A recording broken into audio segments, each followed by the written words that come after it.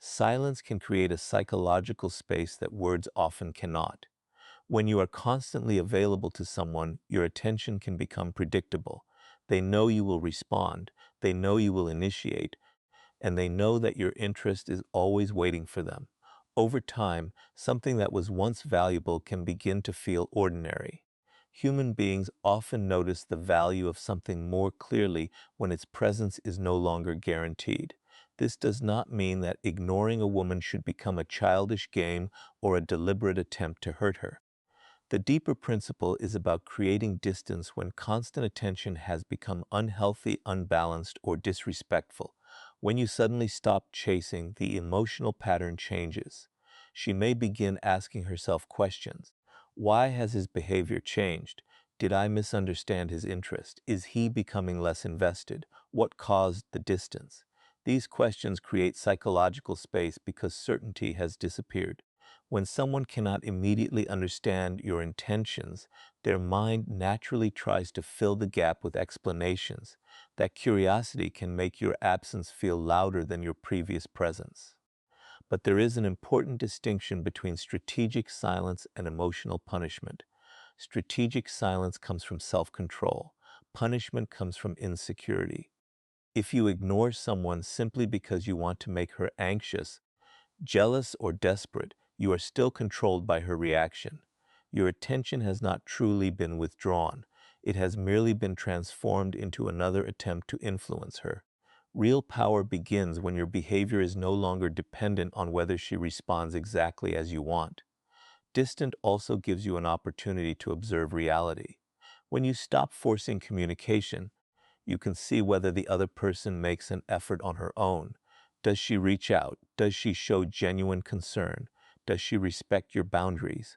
Or does the connection disappear completely? These reactions provide information that constant pursuit can hide. The most powerful silence is therefore not coldness. It is composure. You are not disappearing to create fear. You are stepping back because your attention has value, your time has value, and your emotional energy should not be given endlessly to someone who does not appreciate it. When you understand this, silence becomes less about controlling another person and more about controlling yourself. Attention is one of the most powerful forms of social currency. Wherever you place your attention, you communicate value. When you constantly pursue someone, answer immediately, initiate every conversation, and continually seek approval, you may unknowingly communicate that you are willing to give your energy without receiving the same investment in return.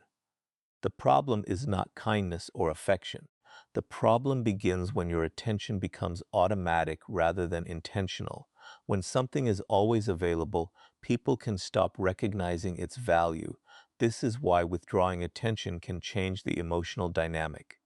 When you stop chasing, you create a contrast.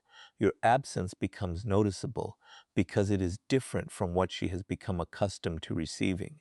She may begin wondering what changed. Perhaps she expected another message. Perhaps she expected you to continue pursuing her after receiving little effort in return. When that pattern suddenly disappears, the mind naturally searches for an explanation. But the real lesson is not about making a woman anxious. It is about understanding your own value. You should never give unlimited attention to someone simply because you are afraid of losing them. Fear creates desperation, and desperation often produces behavior that weakens your position. You become overly agreeable, constantly available, and afraid to establish boundaries. You begin measuring your worth through another person's reactions. A person who understands the power of attention behaves differently. They give attention where it is appreciated. They respond to genuine effort with genuine effort. They do not endlessly pursue someone who repeatedly demonstrates indifference. Their withdrawal is not an emotional performance. It is a natural consequence of recognizing imbalance. There is also a deeper psychological effect. When you stop seeking validation, you become less predictable. Your emotional state is no longer controlled by whether she responds, compliments you, or gives you attention. This independence can make your presence more meaningful because you are no longer appearing desperate for recognition. The strongest position is therefore not to withhold attention as a weapon, but to stop giving it away carelessly. If someone respects you, communicate openly. If someone repeatedly disrespects or dismisses you, create distance. If the relationship is healthy, attention should flow naturally in both directions. Your goal should never be to control another person's emotions. Your goal is to control where you invest your own time, energy, and attention. That is where genuine personal power begins.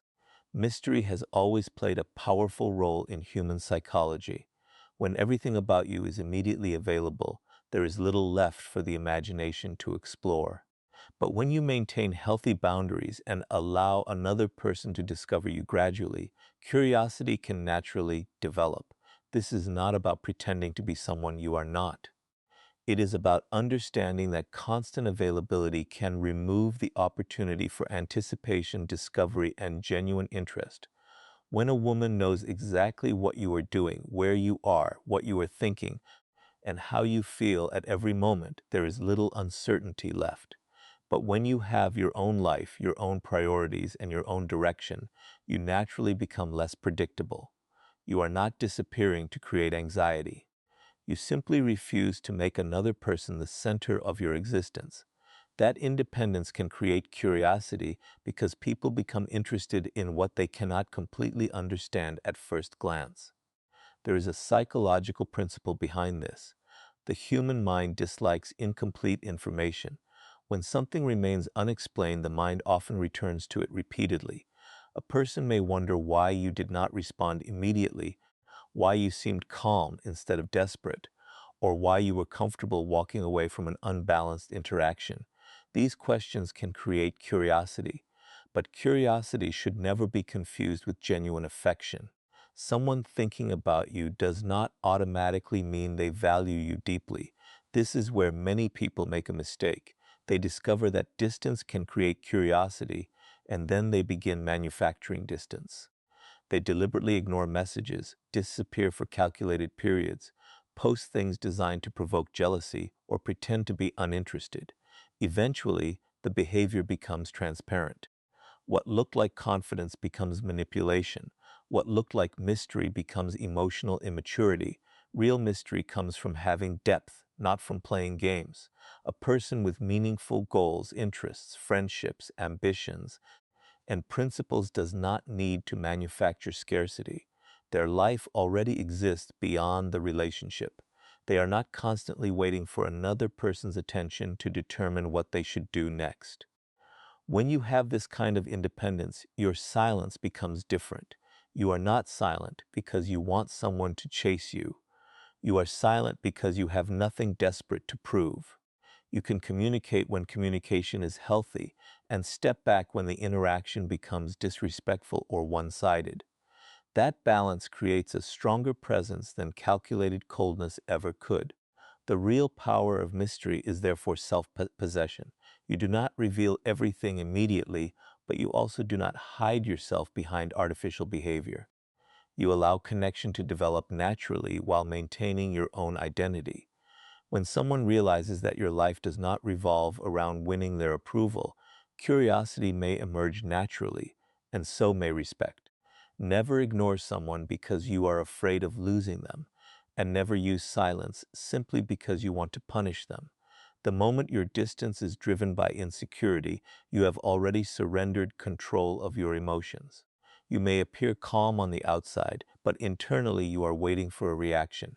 You check your phone, wonder whether she noticed, and imagine what she might be thinking. That is not power. That is dependence disguised as silence. True emotional control begins when you understand the difference between choosing distance and demanding attention. If you step back because a relationship has become unhealthy, you are protecting your peace. If you step back only to make someone panic, you are still emotionally attached to their response. Your behavior remains controlled by another person's emotions, and therefore your freedom remains incomplete. A confident person does not need to prove that they can make someone chase them. They do not count how many messages arrive after disappearing. They do not measure their worth according to whether someone becomes jealous or concerned. Their value is not determined by another person's reaction. They can tolerate uncertainty without immediately rushing to repair it. This is especially important when dealing with disrespect. Suppose someone repeatedly dismisses your boundaries, gives attention only when convenient, or treats your presence as something guaranteed. You do not need to create a dramatic confrontation every time. Sometimes the strongest response is simply to reduce your participation. Stop explaining yourself endlessly. Stop chasing conversations that are clearly one-sided. Stop trying to convince someone to recognize your value, but emotional control also requires maturity.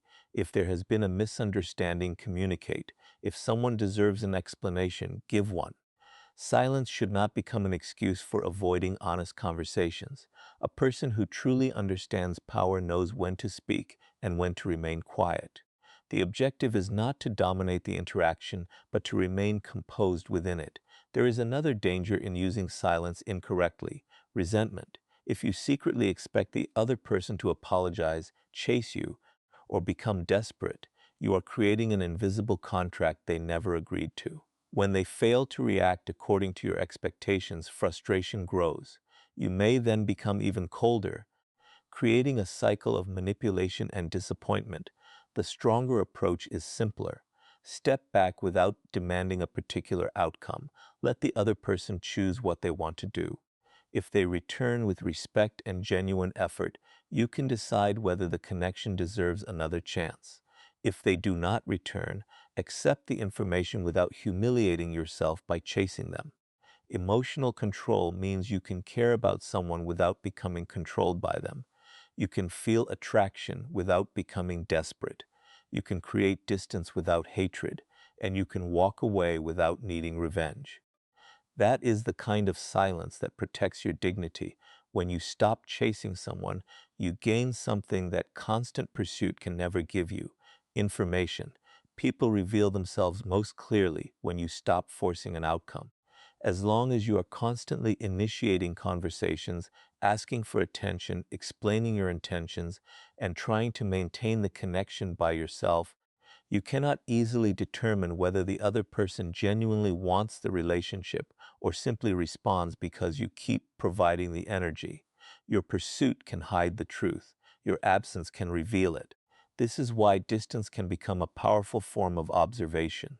Imagine that you are always the person who sends the first message, plans the meeting, repairs every misunderstanding, and keeps the conversation alive. You may believe there is a strong connection, but perhaps you are carrying most of it. The moment you stop doing everything, the balance becomes visible. If she reaches out, asks about you, makes an effort, or attempts to reconnect, you have learned something. If nothing happens, you have learned something equally important. The mistake is assuming that every reaction has the same meaning. If she contacts you after a period of silence, that does not automatically mean she has developed deep feelings. She might be curious, lonely, surprised by the change, or genuinely interested.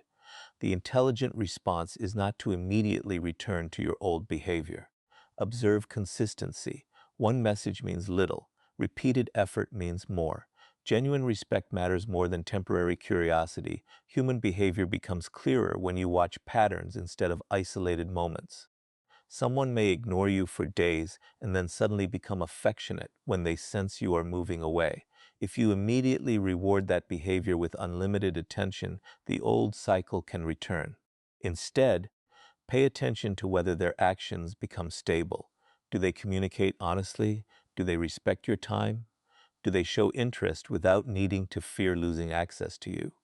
These questions tell you more than emotional words. There is also something psychologically important about stopping the need to explain yourself.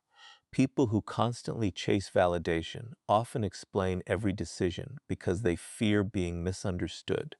They want the other person to know why they were distant, why they were hurt, why they deserve attention, and why the relationship should continue. But excessive explanation can weaken your position because it communicates that you need permission to have boundaries. You do not need to create a dramatic disappearance. Sometimes the strongest withdrawal is simply becoming less available to unhealthy behavior. If the conversation becomes disrespectful, you can end it. If someone repeatedly cancels plans without consideration, you can stop making plans. If someone only contacts you when they need something, you can stop making yourself endlessly available. Your actions become the boundary. This does not mean becoming emotionally cold. A mature person can still communicate openly. If there is a misunderstanding, address it directly. If you care, you can say so. If you are disappointed, you can express it. The difference is that you do not beg for someone to understand your worth. You communicate once and then observe what they do with that information. The deeper lesson is that behavior is evidence. Words can be persuasive, emotions can change, and promises can be forgotten, but repeated behavior reveals priorities. When you stop chasing, you create room for those patterns to become visible. You discover whether someone approaches you because they genuinely value your presence or because they became accustomed to receiving your attention. And this is where self-respect becomes more important than psychological tactics. Your goal should not be to make a woman panic when you disappear. Your goal should be to become capable of stepping away from situations that consistently drain your dignity. If she chooses to meet you with respect, you can meet her with respect. If she chooses distance, you can accept it. You do not need to force the outcome. The strongest position is reached when you no longer need another person's reaction to determine your emotional state. You observe without obsessing. You communicate without begging. You give without abandoning yourself. And when the evidence shows that a connection is unequal, you have enough discipline to stop investing where your effort is not being returned. The deepest form of power is not making another person fear losing you. It is becoming comfortable enough with yourself that you no longer need to manipulate anyone into staying. When you understand this, walking away from disrespect becomes completely different. You are not leaving because you want someone to suffer. You are leaving because you recognize that your peace, dignity, and attention have value. A person who understands this does not need dramatic threats, endless explanations, or carefully calculated silence. Their behavior communicates the boundary. Many people remain in unhealthy relationships because they are afraid that distance will cause the other person to disappear forever. That fear makes them tolerate things they would normally reject. They answer every message even when they are treated carelessly. They accept disrespect because they believe confrontation might end the relationship. They chase someone who has already demonstrated that their effort is unequal. Slowly, they begin sacrificing their self-respect in exchange for temporary attention. But a relationship that requires you to abandon your dignity is already costing too much. Your objective should never be to convince someone that you are valuable.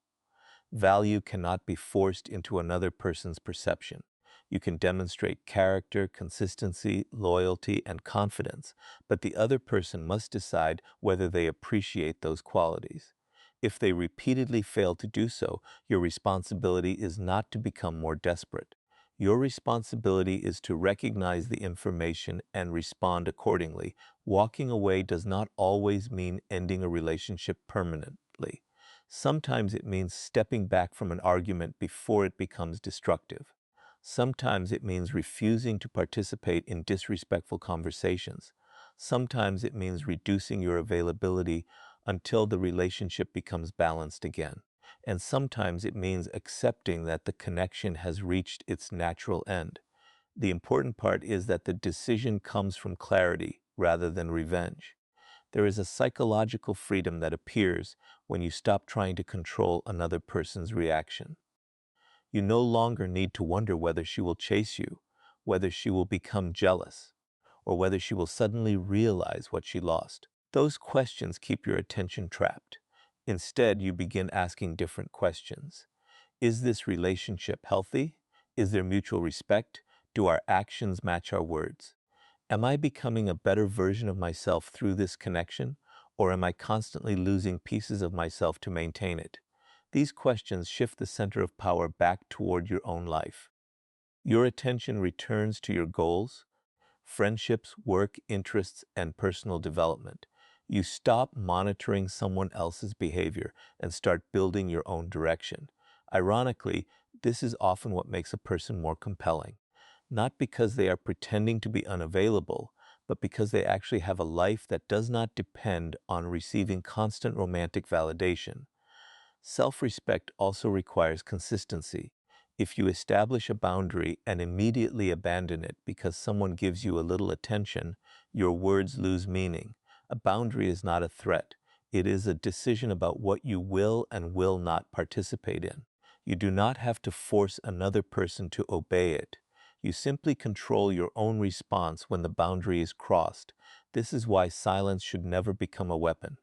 If you need to communicate something important, communicate it. If you need space, say that you need space. If someone repeatedly disrespects you, create distance without turning the situation into a psychological battle. The objective is not to win against another person. The objective is to refuse to lose yourself. There will always be people who misunderstand your boundaries. Some may call you cold because you stopped accepting behavior they once expected you to tolerate. Others may test whether your new standards are real. Do not respond with anger. Let consistency speak for you. You do not need to announce every change in your character. Simply behave differently. Ultimately, the most powerful person in any relationship is not necessarily the one who receives the most attention. It is the one who can remain emotionally grounded, regardless of whether attention comes or disappears. They can love without becoming dependent. They can care without chasing. They can communicate without begging. They can forgive without forgetting their boundaries. And when a relationship repeatedly demands that they sacrifice their dignity, they can walk away without needing to destroy the other person. That is the final lesson of strategic distance. Your goal is not to make someone fear your absence. Your goal is to become so secure in your own direction that you no longer fear theirs. When you reach that point, silence is no longer a tactic. Distance is no longer a punishment. Walking away is no longer an attempt to create a reaction. It simply becomes the natural action of someone who knows that self-respect is worth protecting.